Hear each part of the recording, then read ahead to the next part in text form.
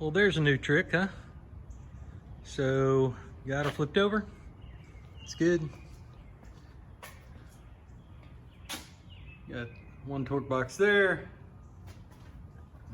I know I can see it. There's a torque box on the other side. And starting to work on the subframe connectors. Some parts the fit's pretty good. Some part the fit leaves a bit to be desired. I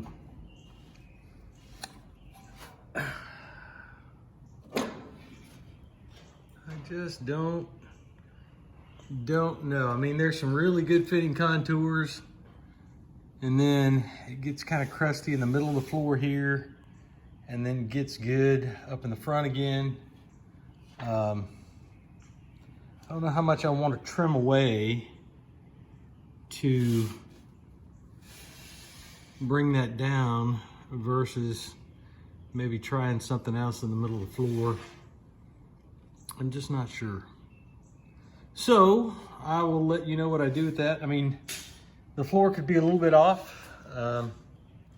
You know, it's lined up in the right holes and all that stuff, but adjustments must be made, right?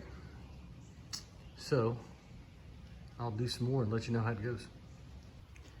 Okay, where we are in the big picture, all prepped, welded pretty much on one side.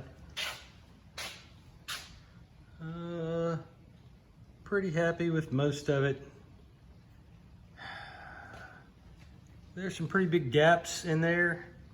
What are you gonna do about that? Well, at this point, I think my preference is to burn wire and dump argon. So that's what I'm gonna do. All right, so that looks pretty good, yes. You got your other torque box is gonna go in back here. I'll put the light down and show you that thing.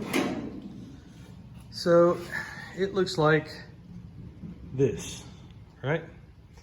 You can see how it goes. You got this piece. So what you're doing is you're using that piece to square off the spring mount back there. Now, it's not fitting right now, but to do that, I think it's made so you can do this without subframe connectors or with if you want to. You can see I got it marked. That corner is gonna have to come off. And when that corner comes off and takes that little divot with it, that's gonna sit pretty flat in there. And then we burn that in. So I'll at least get that done. I'm about out of argon. Heck, I need to check wire too. And then I'll come back and finish this side. The other side is tacked well. I'll go ahead and stitch those big old gaps closed. I looked at their directions and the welds pretty much looked like this. They were, you know, big, humongous. You're just filling whatever you can on there. So I'll do that, and then I'll start on the other side, and then I'm gonna grind this off and make it look pretty decent, at least on the bottom. You know, the part up against the floor, who cares, but bottom of the rail, I'll at least square it off. Okay, see ya. Okay, completely finished that up. I had enough argon and enough wire. So it's completely closed on this side, tacked good on the other side. It's not going anywhere. Partway around the front, so at least I can push it out. Do the other side and then start flipping again. Looking at the torque box back here, there's how it fits. The back's not bad. There's a gap here, but you could, you know, bend that a little bit, so that's not a big deal. Where it is a big deal to me is around here. I mean, for goodness sakes, you know, hey, that's not good. So I'll go back and look at their directions again, see what they did, but I think the solution would be to cut the end off even with the subframe connector over here, even though that's not what I remember seeing. But if I did that, I think I could get it to fit right down along the floorboard and make it look really nice. I think I could do that. So I'll take a look, I'll do some trimming, and then I'll show you what I got. See ya. Here we are, next step up. Got the torque box fit fairly well. Took some grinding, you know, I cut the entire lip off along there to make it fit down next to the subframe connector. The floor, at least mine, right down here, kind of goes up in this direction, so I had to do some clearancing just on the edge there, and then a little bit down in this pocket here. But I'm not totally unhappy with how that fits. It's got some pretty good space along the back right here, but I think with the judicious use of the 4-pound sledge during the welding process after it gets heated up, I'll be able to compensate for that and be okay. So that's much happiness. I'll go through and use my silver pen to mark the outline of where that's going to go. Then go through and grind the E-coat off, spray some weld through on it, and then start stitching it in. Okay, see you. All right, so there is the pretty much final product on the torque box on the back side there. I don't know if I'm going to continue that weld all the way down there or not. I can't hardly get to it. That's probably the biggest problem. You know, at some point you're just squirting wire down there. The rest of it's welded in good. I hadn't ground it down yet. I'll grind the outside edges and paint that. You know, been tending to this a little bit. Of course, I hadn't ground the outside edge on that weld over there, but I'm going to do that. Make it look nice, and then that'll be it for this side, and then it's off to the other one. I'll tell you one thing that I did learn is that, well, something I already knew, but fitment is everything, and you just got to work a long time to make these fit in a way where you're not going to have to put tons of weld into something.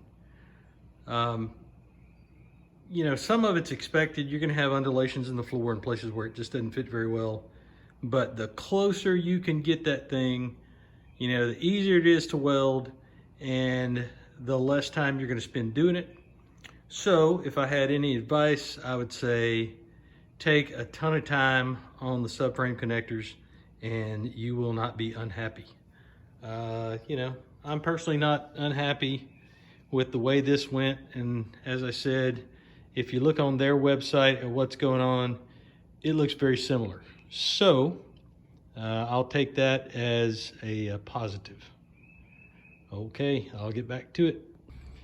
Okay, finished product time. This is what it's going to look like on both sides. I'm not going to bore you with the fit up of the other side, but this is completed.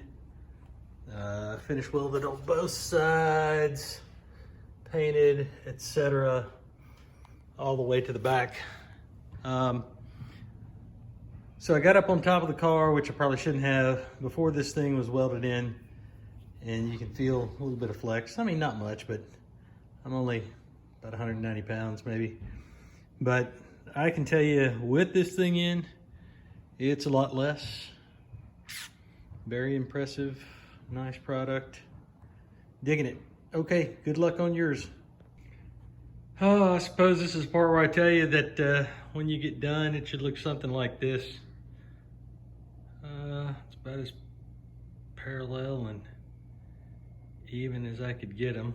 Probably not perfect, but did some measuring to make sure.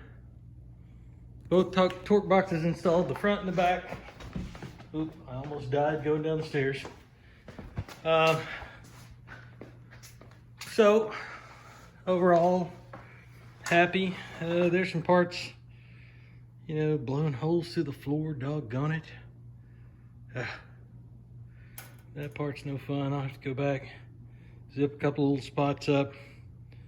Not beautiful. Where the fit up's good, the welds are good. Like, whoo, you know, some of that back there. Where the fit up's not good, well, I was spraying and praying. Yeah, I did it. It should work though. All right. Next project. Well, this is the final product with the torque boxes and the subframe connectors. So she's on her back, got it painted, got some runs in my VHT epoxy paint. Not that I care.